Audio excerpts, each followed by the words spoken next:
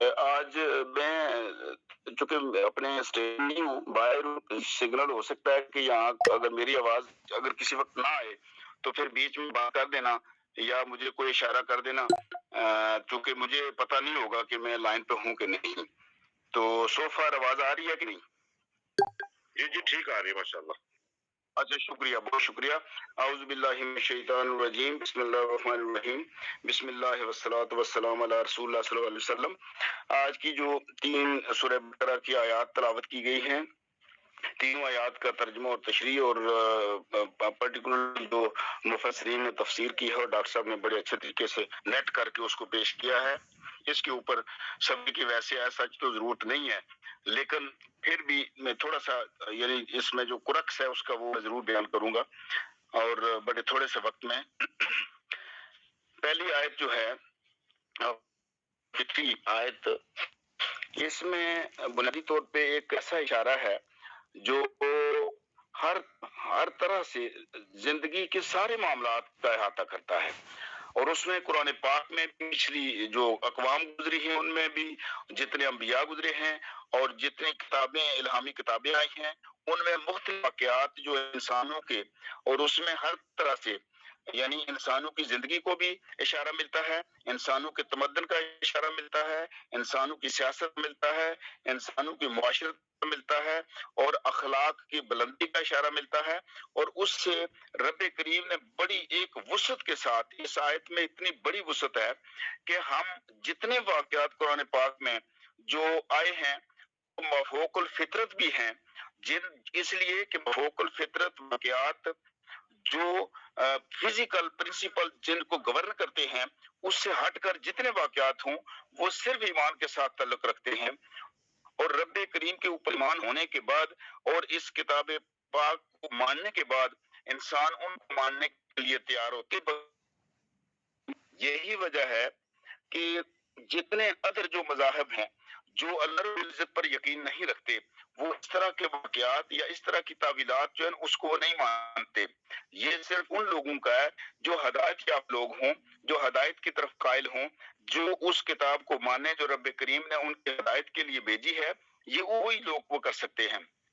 اب اس میں جس طرح سے مختلف تعویلات ڈاکٹر صاحب نے مختلف مفسرین کی پیش کی ہیں، بالکل اپنی جگہ وہ درست ہیں. اس میں دنیا میں بڑی بڑی معاشرتیں، بڑے بڑے معاشرے قائم ہوئے، پھر وہ معاشرے انحطاط کا شکار ہوئے، پھر اس عرض سے وہ معاشرے مٹ گئے. بڑی بڑی قومیں اللہ رب العزت نے بڑے جبار اور قہار قسم کے لوگوں کو پیدا کیا اور ان لوگوں کو پھر دنیا کے نقشے سے مٹا دیا. پھر رب کریم نے بڑے بڑے تمدن ایسے ہونے دیے اس روئے زمین کے اوپر، پھر ان تمدن کا کوئی نام لینے والا باقی نہ رہا. پھر رب کریم نے کیے جس میں اصحاب کہف کا واقعہ موجود ہے، اس میں باقی اور واقعات ابراہیم علیہ السلام کا تسلی واقعہ موجود ہے، اسی طرح سے حضرت موسیٰ علیہ السلام کے واقعات موجود ہیں. اور اسی طرح سے آخر پہ آ کے جو ہے یہ بات اس کو کہ چونکہ جب اگر کی تعداد زیادہ تھی اور واقعات کے ساتھ بنی اسرائیل کا یہ واقعہ چونکہ مصر سے ہزاروں کی تعداد میں یہ لوگ جو ہے یہ نکلے تھے اور عرض فلسطین کی طرف گئے اور وادی سینا جو ہے وہاں جا کے وہ رک گئے اور وہ آگے اس لیے فلسطین میں داخل نہ ہوئے. نے کہا کہ وہ تو بڑے جابر اور طاقتور ہیں، ہم ان سے کدھر لڑتے پھریں، جائیں اللہ اور اللہ موسیٰ علیہ السلام اور ان کا اللہ جو ہے وہ لڑے ان سے. تو پھر وہ 40 سال کا جو وقت ان کو ملا کہ یہ ادھر رہیں تو رب کریم نے ایک پوری نسل 40 سال میں اس سینا میں ختم کر دی. نئی آنے والی جنریشن جس کو نیا جنم ملا، نئے جو آئے ان کو فلسطین جو ہے جانے کی اجازت دی. تو اس میں ایک تو یہ ہوا کہ جی ایک پولیٹیکل جو سسٹم ہے اس کا بھی اس میں آ جاتا ہے، معاشرت کا بھی اس میں آ جاتا ہے، اور پھر جو پریکٹیکلی جن لوگوں کو رب کریم نے دنیا میں موت دی پھر ان کو زندہ کیا وہ بھی واقعات آ جاتے ہیں. قرآن پاک میں جن واقعات کا بڑے دلیل کے ساتھ بڑے جو واضح اور کلیئر ہیں وہ واقعات بھی جن سے ہوتا ہے، اور پھر وہ واقعات جو حضرت حزقیل علیہ السلام جو ہے ان کے ساتھ لنک کرتے ہیں وہ واقعات بھی موجود ہیں، لیکن ان کی تفصیل قرآن پاک میں چونکہ موجود نہیں ہے. بہرحال تاریخ کا بائبل سے تاریخ لی جاتی ہے، وہ اس کا حصہ ہیں. تو یہ ایک تو یہ اس آیت میں یہ اشارہ کیا گیا ہے کہ یہ اتنے اہم واقعات ہیں اور یہ یہود جانتے ہیں मुसलमान जो मुशरिकीन हैं, इन शायद इसलिए कि ये तो बिल्कुल उम्मी थे, अनपढ़ थे, पढ़ाई से इनका तलक नहीं था। सिर्फ यहूद जो पढ़े लिखे लोग थे और इनके पास किताब भी थी और इनका इसको इल्म था, तो इसीलिए इस आयत का इसी जो आगाज है वो इस तरह से होता है कि क्या आपको मालूम नहीं है कि जी ये वाकया हुआ है। तो इसलिए चूंकि ये वाकया मशहूर था तो लिहाजा इसको रेफर कर दिया गया, लेकिन उसको डिपिक्ट किए बगैर रेफर किया गया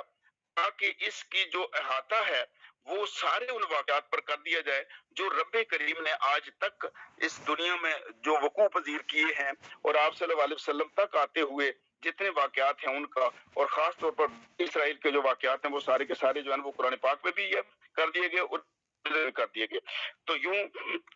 ये एक रब्बे करीम का वो कि जी कि जिंदगी और मौत सिर्फ उसी के हाथ में है और जिंदा सिर्फ वही रहते हैं जो हिम्मत और सब्र के साथ आगे बढ़ते हैं और जो हुक्म की तामील करते हैं। जो हुक्म की तामील नहीं करते वो नस्लें पीछे रह जाती हैं और जो मौत से कतराते हैं उनको जिंदगी नहीं मिलती, जिंदगी उन्हीं को मिलती है जो मौत से लड़ने के लिए तैयार हो जाते हैं। यही वजह है कि बनी इसराइल की जिस कौम ने लड़ने से इनकार किया वो मौत तक वहां सीना में जिंदा रहे, और जिन्होंने लड़ने के लिए तैयार हुए वो फलस्तीन के अंदर जाकर आबाद हुए और उन्हें अपनी सारी जिंदगी जो है वो वहां गुजारी। और इसी तरह से आप मुसलमानों को जो इशारा दिया गया कि तुम लोग जिंदगी के साथ इतना ना करो, ये मत सोचना कि ये जिंदगी बड़ी अहम है, इससे अगली जिंदगी इससे बड़ी और हमेशा की जिंदगी है और वो जिंदगी रब्बे करीम के हाथ में है और उस जिंदगी के समरात इस जिंदगी से कई गुना ज्यादा है और ये दुनिया उनके मुकाबले में हकीर है। यानी एनकरेज किया गया है मुसलमानों को। और इसमें एक वाक्य जो आप सल्लल्लाहु अलैहि वसल्लम का मैंने इससे पहले भी बयान किया था कि चूंकि मुसलमानों को पहले तो लड़ने का हुक्म नहीं था, जब मदीना में गए तो मदीना में भी जब वाकयात हुए तो उस वक्त भी को 1.5 साल तक जो है ना ये मदीना में भी जिहाद का हुक्म नहीं हुआ था। तो ये पहली दफा जब जिहाद का हुक्म हुआ तो उस वक्त फिर मुसलमान बड़े खुश हुए, लेकिन जो कमजोर दिल थे वो कुतराने लगे, उन्होंने कहा कि ये क्या हुक्म आ गया है, किधर जाएंगे, हम जान मारेंगे। और यही वजह है कि जब मुसलमान पहली बार शहीद हुए तो लोगों ने कहा कि ये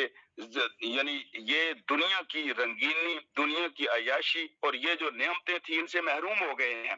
तो रब्बे करीम ने कहा ना, असल नियमतें वो हैं, क्योंकि जिस रब ने ये नियमतें दी हैं वो अब इससे ज्यादा नियमतें उधर देता है। यही वजह है कि मौत को जो है इधर रब्बे करीम ने कहा कि तो कुछ भी नहीं है, असल जिंदगी वो है इस मौत के मुकाबले में। तो ये मुसलमानों को दरअसल इनकरेज किया गया और उन कौमों को जिंदा रहने का कहा गया और आज भी सिर्फ वही लोग जिंदा रह सकते हैं जो मौत से लड़ना जानते हैं। बाकी आगे आ जाए तो आगे रब्बे करीम का दूसरा जो एक नया पहलू जो है वो आ जाता है कि दुनिया का निजाम जो है एक जो एक साथ के ऊपर यानी जो इंसाफ के ऊपर, एहसान के ऊपर, भलाई के ऊपर किस तरह से कायम हो सकता है। तो वो रब्बे करीम ने जो तीसरी आयत है उसमें फिर ये फरमा दिया गया कि चूंकि जब तक इशार और कुर्बानी का जज्बा लोगों के अंदर नहीं आएगा उस वक्त तक नेकी जो है वो कारआमद साबित नहीं हो सकती, क्योंकि इशार और कुर्बानी उस नेकी को जन्म देती है जिसमें कोई गर्ज नहीं होती। जो कि गर्ज जिस नेकी में आ जाए वो नेकी नहीं रहती। तो रब्बे करीम ने इस आयत में जो कर्ज हसना की बात की है, अच्छा कर्ज, भला कर्ज, नेकी वाला कर्ज, बेलाग कर्ज, बेगर्ज कर्ज, यानी उस कर्ज इसकी इतनी वुसअत है, इतने मीनिंग है, इतनी डेप्थ है इसमें कि नेकी की असल तशरीह कर दी गई है कि वो नेकी जिसमें इशार और कुर्बानी है सिर्फ वही रब्बे करीम के यहाँ मकबूल है, लेकिन वो नेकी जिसमें अपनी जात की गर्ज मौजूद है वो नेकी रब्बे करीम के हाँ मकबूल नहीं है। अलबत्ता दुनिया में शायद कोई आज शख्स उसका फायदा जो वो उठा सकता है। यही वजह है कि सूरह हशर में रब्बे करीम ने फरमाया, जिसका कमोबेश तर्जुमा जो है वो मैं जो पेश करूंगा, कि वो अपने आप पर दूसरों को तरजीह देते हैं, खा उनको खुद एहतियाज ही हो, और जो नफ्स की कंजूसी से बचा लिए गए वो कामयाब हो गए। अब कौन करेगा? यहूदी जो है और ये मुशरिक जो हैं ये रब्बे करीम को कहते थे कि रब तो कंजूस है, रब्बे करीम का हाथ तो इधर बंधा हुआ है और रब्बे करीम तो गनी तो हम है। तो ये यहाँ जो है ना ये कहा गया इनको कि रब गनी है, लेकिन दुनिया में जिन लोगों को रब्बे करीम ने असबाब दिए हैं वो लोग जो हैं उसी सूरत में यानी मकबूल हो सकते हैं, अच्छा सिला पा सकते हैं, हमेशा जिंदा रह सकते हैं, मुआशरत का बेहतरीन किरदार बन सकते हैं, अगर इसार और कुर्बानी के साथ नेकी करें और दूसरों की तरफ हाथ बढ़ाएं। और इस सूरह अशर की जो आयत है इसमें तो ये कह दिया गया कि जो लोग दूसरों को अपने ऊपर तरजीह देते हैं, यही वजह है कि मैं अक्सर कहता हूं कि जिंदगी का कुरक्स जो है वो कहना चाहिए टू लिव फॉर अदर्स। ये सूरह अशर की आयत जो है इसका कुरक्स ये निकलता है how to live for others, कि हम दूसरों के लिए कैसे जिंदा रह सकते हैं। और साथ के दूसरों के लिए जिंदा रहने से बाद रब्बे करीम की ये ख्वाहिश है कि अपनी ख्वाहिश को दबाकर अपनी जरूरतों को पसंदाज करके दूसरों की तरफ हाथ कौन बढ़ाता है, ये असल नेकी है। और यही वो भलाई है जिसके पीछे गर्ज नहीं होती, क्योंकि जब गर्ज हो तो फिर अपनी आदमी अपने मफादात को पसे पुष्ट नहीं डाल सकता। तो यहाँ ये क्लियर कर दिया गया सूरह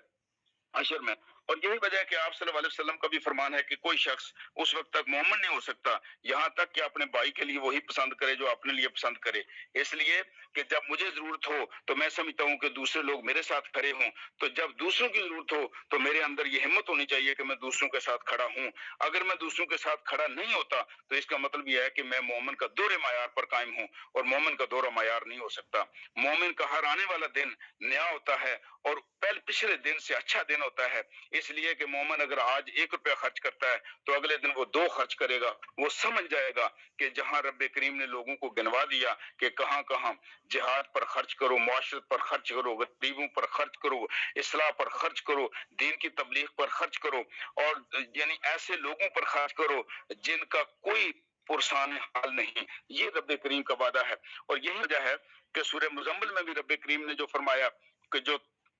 जो तुम अपने लिए अच्छा काम करते हो अल्लाह के पास उससे बेहतर और अजर ज्यादा पाओगे।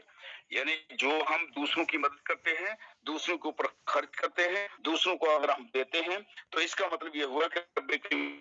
तुम इससे बेहतर पाओगे। और इसी तरह सूरह फातिर में भी रब्बे करीम ने इसका अदा कर दिया कि जो कुछ हमने उनको दिया उसमें से पोशीदा और जाहिर खर्च करते हैं,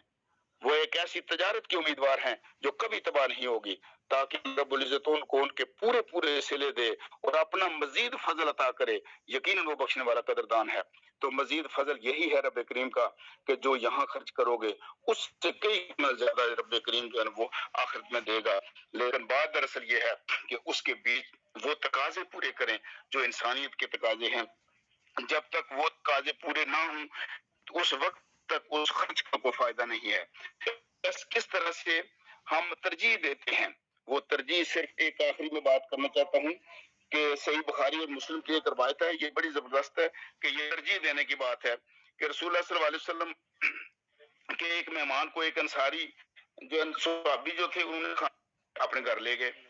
लेकिन जब आगे उनके खाना रखा तो बीवी ने कहा कि जी खाना तो नहीं है, खाना तो थोड़ा है, ये तो हो ही नहीं सकता, अगर हम खाएंगे तो ये तो नहीं इनको हो सकता। तो खाना रखा, बीवी ये कर बहाने से उसने अपने चिराग गुल कर दिया और खाना खाने के अंदाज से हाथ आगे बढ़ाते रहे और खाया नहीं। और मेहमान जो ये बात बड़ी पसंद आई, ये इशार और मोहब्बत की जो बात थी इसको उस नेकी में अल्लाह रब्बुल इज्जत ने देखा कि जिसका अपने फजल के साथ बढ़ाने का रब्बे करीम ने वादा किया। तो फिर उस वक्त कुरान पाक की आयत उतरी और ये आयत थी और कि वयुसिरूना अला अनफुसिहिम वलौ काना बिहिम खसासा। तो इसका मतलब ये हुआ कि अपने ऊपर दूसरों को तरजीह देते हैं चाहे खुद मोहताज हो,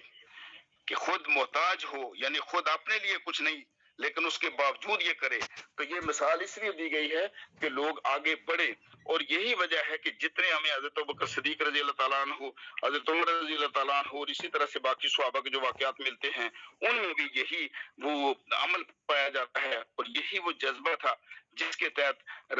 लोगों के अंदर ये तरवीज पाई गई कि हम किस तरह से अपने मामलात को साथ साथ रखकर रब्बे करीम के जो हुक्म है और रब्बे करीम की मंशा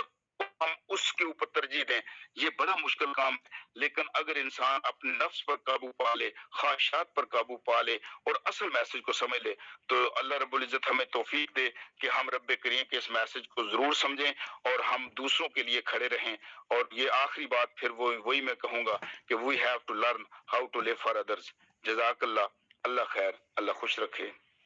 جزاک اللہ۔